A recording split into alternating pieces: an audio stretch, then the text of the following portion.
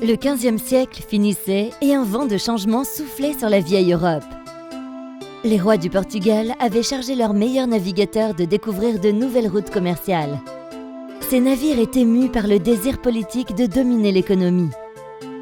Le centre névralgique de ces expéditions était Lisbonne. Les navigateurs logeaient dans un vieil ermitage situé à l'emplacement du futur monastère des Hiéronymites de Sainte-Marie de Belém. Et dans la tour de Belém voisine, les embarcations et leur équipage s'organisaient pour entreprendre l'aventure. C'était le port de départ. Les premiers voyages tentèrent d'ouvrir la voie vers l'Orient en contournant l'Afrique. Ils prétendaient contrôler ainsi le commerce des épices asiatiques. Mais en 1492, Christophe Colomb, mandaté par la couronne d'Espagne, entreprit un voyage en sens inverse. Il découvrit la terre qui serait connue plus tard comme le Nouveau Monde, obligeant les Portugais à modifier leurs plans. Les navires portugais cherchèrent aussi de nouvelles routes traversant l'Atlantique. Et ils intensifièrent leur exploration de l'océan Indien. Rien de tout cela ne fut suffisant pour défendre leur hégémonie. Le Portugal avait besoin d'une arme politique, l'Atlas Miller. Le roi Manuel Ier le commanda en 1517. Son destinataire devait être le monarque du pays voisin, le roi d'Espagne et empereur Charles Quint. On le lui fit peut-être parvenir en l'offrant à sa sœur, Léonore d'Autriche, qui finirait par devenir l'épouse du roi du Portugal. Mais c'était un cadeau empoisonné. Il représentait le monde comme un grand lac cerné de terre. Dans ces conditions, il serait impossible d'atteindre les Moluques ou îles aux épices en naviguant vers l'ouest comme le prétendait la monarchie espagnole.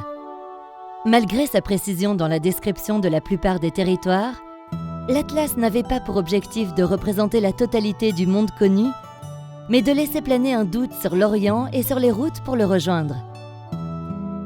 Sans aucun scrupule à utiliser une information fausse, là où les expéditions portugaises n'étaient pas arrivées, l'Atlas inventait. Les terres inconnues y sont dessinées comme si elles avaient déjà été découvertes. Sur certaines côtes, les noms des villes sont sciemment omises pour égarer d'autres navigateurs, et ce, en dépit des connaissances considérables de ses créateurs. Le cosmographe Lopo Homem, le cartographe Pierre Resnel et son fils Georges. Le tracé précis des lignes de rhumbe, de l'équateur, des tropiques, des latitudes, démontre son excellence. Les cartes qui composent l'Atlas sont de véritables cartes hydrographiques. Une référence complète qui permettait de naviguer. En définissant les continents, ces cartographes dessinèrent le détail de la côte où ils situèrent les villes les plus importantes. Ils ne tardèrent pas à recevoir une autre commande, très éloignée de la fantaisie trompeuse de cet atlas. Une expédition qui allait changer le cours de l'histoire s'organisait depuis l'Alcazar royal de Séville. Le voyage commençait par Fernand de Magellan et achevé par Juan Sebastián Elcano. Les cartes tracées par les Resnel durent faire partie de cette infinité de documents établis par la Casa de la Contratación dans un va-et-vient de fonctionnaires, de pilotes et de marchands. Avec l'aide de ces cartographes, les navires partirent de Séville le 10 août 1519 en naviguant vers l'ouest pour atteindre les îles aux épices sans traverser les eaux portugaises.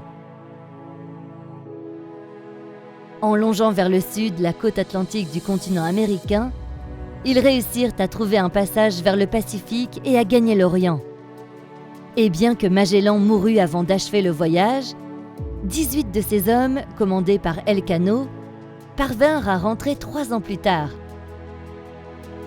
Ils bouclèrent le premier tour du monde et démontrèrent que l'Atlas Miller était soigneusement conçu comme un piège politique pour l'adversaire. L'Atlas ne fut jamais achevé, mais ce n'est pas seulement un chef-d'œuvre de la cartographie. C'est également une pièce artistique de génie, réalisée avec des matériaux très précieux comme l'or et l'argent, qui serait extraordinaire si cette série de cartes avait uniquement un sens utilitaire.